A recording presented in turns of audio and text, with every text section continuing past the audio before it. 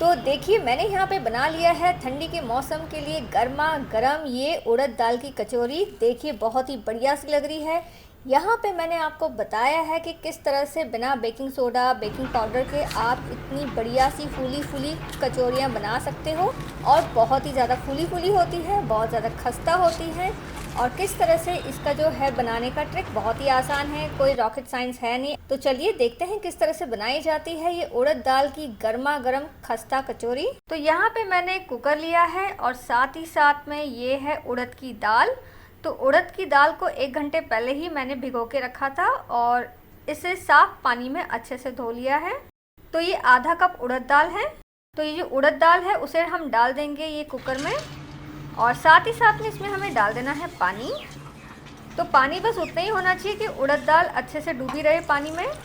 अब डाल देते हैं इसके अंदर हल्दी पाउडर। तो ये टाटा संपन्न की हल्दी पाउडर है, ये सेलम हल्दी पाउडर है। तो तमिलनाडु में एक जगह है जिसका नाम है सेलम, और सेलम हल्दी वहाँ की बहुत ही ज़्यादा फेमस है।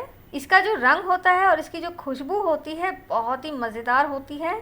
तो बहुत ही थोड़ी सी हम सेलम हल्दी टाटा संपन्न की डाल देंगे, और साथ ही साथ में इसमें डालना है हींग। तो हींग यहाँ पे मैं 1/4 टीस्पून डाल दूंगी।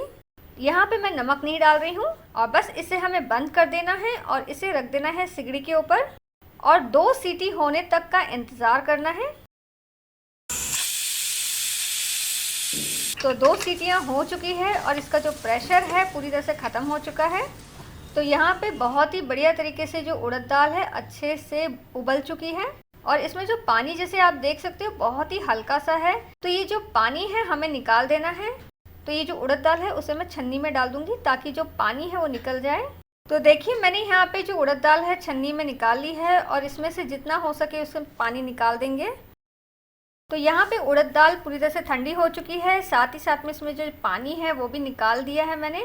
तो पूरी के अंदर जो हम स्टफिंग करेंगे उसकी तैयारी कर लेते हैं।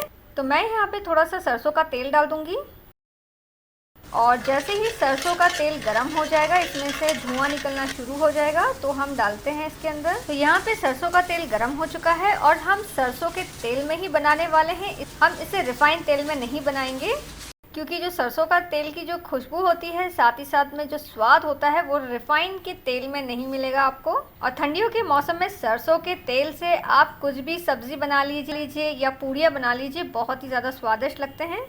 तो तेल यहाँ पे गरम हो चुका है, तो इसमें हम डाल देंगे आधा टीस्पून से थोड़ा कम हींग पाउडर ताकि अच्छी खुशबू आने लगे। अब डाल देंगे इसमें आधा टीस्पून राई। जैसे ही राई चटकने लग जाए इसमें हम डाल देंगे सौंफ। तो ये 1 टेबलस्पून के करीब सौंफ है। सौंफ से भी बहुत ही अच्छा स्वाद मिलता है। तो इसमें अब डाल देते हैं बहुत ही ख़ास चीज़ जो कि है टाटा संपन्न की कसूरी मेथी। तो मैं यहाँ पे ये कसूरी मेथी का इस्तेमाल करती हूँ क्योंकि ये बहुत ही ज़्यादा खुशबू देती है। साथ ही साथ में इसमें हम डाल देंगे थोड़ी सी हरी मिर्च। तो मैंने यहाँ पे तीखी हरी मिर्च ली है, तो 1 बड़े साइज़ की तीखी हरी मिर्च। अब यहाँ पे हम डालने वाले हैं बेसन। तो बेसन को भी बहुत ही अच्छे से आप भूनोगे तो बहुत ही अच्छी खुशबू आने लगती है। तो करीबन 1 टेबलस्पून मैंने यहाँ पे बेसन लिया है। हमें यहाँ पे इसे अच्छे से भून लेना है ताकि अच्छी खुशबू आए। तो बेसन में से बहुत ही अच्छी खुशबू आना शुरू हो चुकी है। तो इसमें हम डाल देते हैं थोड़ी सी हल्दी, और फटाफट हम डाल देंगे इसके अंदर उड़द दाल जो हमने उबाली है, और अच्छे से हमें इसे मिला लेना है। और करीबन 1 से 2 मिनट तक अच्छे से हम इसे भूनेंगे। तो 2 मिनट हो चुके हैं। इसके अंदर हम डाल देते हैं 1 टेबलस्पून धनिया पाउडर। साथ ही साथ में यहाँ पे हम डालेंगे गुंटूर लाल मिर्च पाउडर, और इसमें जो खास चीज़ पड़ने वाली है सर्दियों के हिसाब से वो है सौंठ। तो करीबन 1 टीस्पून सौंठ डालेंगे हम।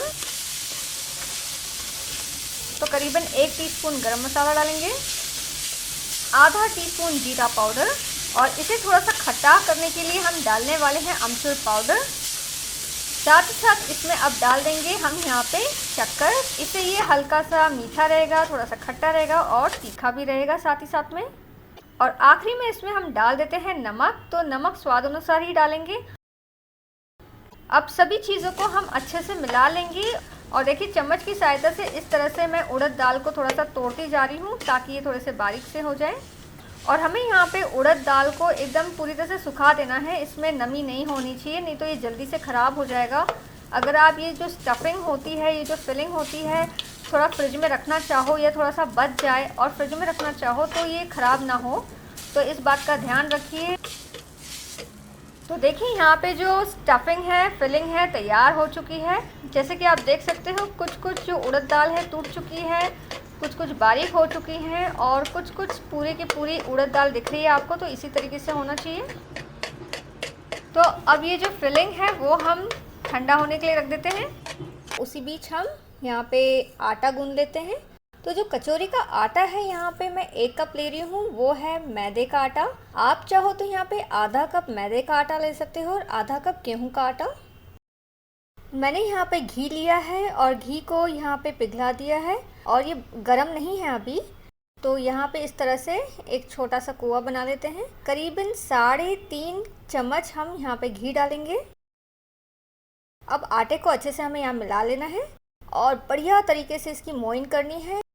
इसकी जो मोइन होती है बहुत ज़्यादा अच्छी होनी चाहिए। अगर मोइन अच्छी नहीं हुई तो ये कड़क सी बनती है। जिस तरह से कचौरी को टूटना चाहिए, चूरा चूरा होना चाहिए, वैसा ये नहीं बन पाएगा।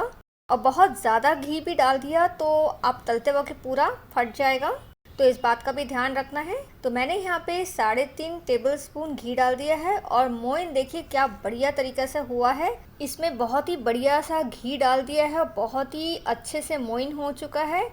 तो देखिए मैं बहुत ही हल्के हाथों से इसे दबाऊंगी तो ये एकदम जम जाएगा, टूटेगा नहीं। तो इसे टूटना नहीं चाहिए। जैसे आप देख रहे हो किस तरह से इकट्ठा है ये, और ये गिर भी नहीं रहा है ना टूट रहा है, तो इसी तरीके से होना चाहिए। अगर आपको ऐसा लगे कि आप इस तरह से हल्के हाथों से दबा रहे हो और फिर भी उसके बाद टूट जा रहा है तुरंत, तो आप 1 टेबलस्पून ऊपर से घी और डाल दीजिए। वैसे तो 3.5 टेबलस्पून काफ़ी है। तो ये तो हो गया मोइन, जो कि बहुत ही ज़्यादा ज़रूरी होता है। अब इसमें हम डाल देंगे अजवाइन। तो अजवाइन यहाँ पे मैं डालूँगी 1 टीस्पून और अजवाइन को हमें इस तरह से हाथों के बीच में मसलना है ताकि बड़ी अच्छी खुशबू आने लग जाए। अब डाल देंगे इसमें नमक। तो नमक यहाँ पे बहुत ही हल्का सा डालना है, बस इतना होना चाहिए कि जब आप ये जो कचौरी खाओगे तो फीका सा नहीं लगना चाहिए, हल्का सा नमकीन लगना चाहिए। अब सभी चीज़ों को यहाँ पे मिला लेंगे और अब हमें मिलाने के बाद इसे गूंदना है। आटा जो गूंदने वाले हैं वो मुलायम होना चाहिए, कड़क नहीं होना चाहिए, इस बात का ध्यान रखिए। क्योंकि अगर आप कचौरी बना रहे हो और अगर थोड़ा सा सख्त होगा तो ये फटने के चांसेस ज़्यादा होते हैं इसमें, तो चांसेस ज़्यादा होंगे कि आपकी जो कचौरी है फटना शुरू हो जाएगी। तो हमें यहाँ पे जो आटा गूंदना है वो मुलायम सा गूंदना है। तो मैंने यहाँ पे मुलायम सा जो आटा है मैदे का गूंद के तैयार कर लिया है और इसे अब मैं 5 से 10 मिनट तक ढक के रख दूँगी गीले कपड़े से, ताकि मैं इसे थोड़ा सा आराम दे सकूँ। तो 10 मिनट हो चुके हैं और अब आटे को मैं एक और बार फिर से गूंद लूँगी। और गूंदने के बाद अब हमें इसकी छोटी छोटी लोइयाँ तैयार करनी है। तो यहाँ पे जो कचौड़ियाँ हैं बहुत बड़ी बड़ी साइज़ की मैं नहीं बनाने वाली हूँ, थोड़ी मीडियम साइज़ की ही बनाऊँगी। तो मैंने यहाँ पे छोटे छोटे हिस्से कर लिए हैं। मैंने यहाँ पे गीले रुमाल से इसे ढक दिया है क्योंकि ठंडियों का मौसम है तो जल्दी से ही सूखना शुरू हो जाता है। तो यहाँ पे एक छोटा सा हिस्सा ले लेंगे और इसकी लोई बना लेंगे। यहाँ पे जो छोटा हिस्सा लिया है इसे गोल आकार दे देंगे। और अब देखिए मैं किस तरह से इसकी कटोरी तैयार कर रही हूँ। और एक ख़ास बात यह है कि इसका जो बीच का हिस्सा है थोड़ा सा मोटा रहना चाहिए और जो किनारों का हिस्सा है थोड़ा सा मैं पतला रख रही हूँ। तो देखिए यहाँ पे कटोरी नुमा हमने तैयार कर ली है। अब ये जो फिलिंग है वो हम डालेंगे। तो फिलिंग मैंने यहाँ पे डाल दी है और अब देखिए किस तरह से मैं इसे बंद करती हूँ। तो ये जो टेक्निक है एकदम परफेक्ट है। आपको इसी तरीके से ये जो कचौरी जब बनाते हो तो इसे बंद करना चाहिए। तो देखिए इस तरह से मैंने इसे बंद कर दिया है और अब आप चाहो तो इसे बेल सकते हो हल्के हल्के हाथों से, कोई प्रॉब्लम नहीं है। ऐसा नहीं है कि आप बेल नहीं सकते हो, या फिर आप इस तरह से अपनी हाथों की सहायता से इस तरह से इसे दबाते जाइए और थोड़ा सा फैलाते जाइए। तो ये बहुत ही आसान है। तो देखिए तैयार हो चुका है। तो इसी तरीके से हम छोटा सा यहाँ पे जो बैच है तैयार कर लेंगे। और तेल देखिए यहाँ पे हल्का सा गर्म हो चुका है। तो तेल यहाँ पे कितना गर्म होना चाहिए मैं आपको बता देती हूँ। तो देखिए यहाँ छोटा सा आटा मैं डाल के दिखाती हूँ। तो ये जो आटा है आप देख रहे हो नीचे तले पे जाके बैठ गया है और छोटे छोटे से जो बबल्स होते हैं वो निकलना शुरू हुए हैं। तो तेल बहुत ही कम गर्म होना चाहिए, बहुत ज़्यादा गर्म नहीं होना चाहिए। तो यहाँ पे एक कचौरी मैं डाल देती हूँ। तो देखिए कचौरी तले पे जाके बैठ गई है और जैसे ही ये पकना शुरू होगी तो ये धीरे धीरे करके ऊपर आना शुरू हो जाएगी।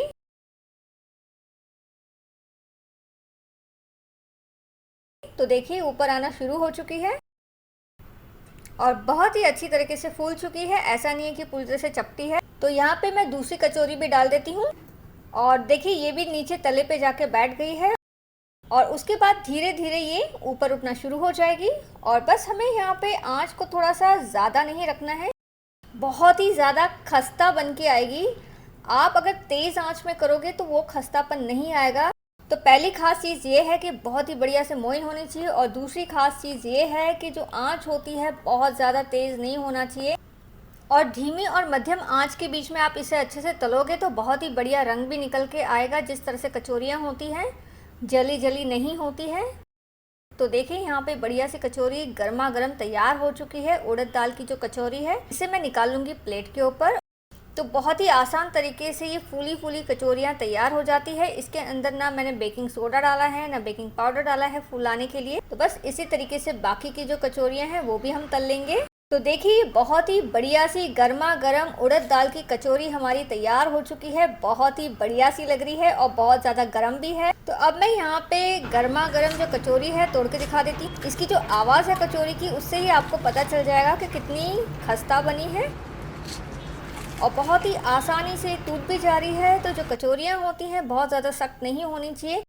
तो मैं उम्मीद करती हूँ आपको ठंडियों के मौसम में ये उड़द दाल की कचौरी जो कि बहुत ही ज़्यादा खस्ता है पसंद आई होगी। आप ज़रूर घर पे ट्राई कीजिएगा। जय हिंद, जय भारत।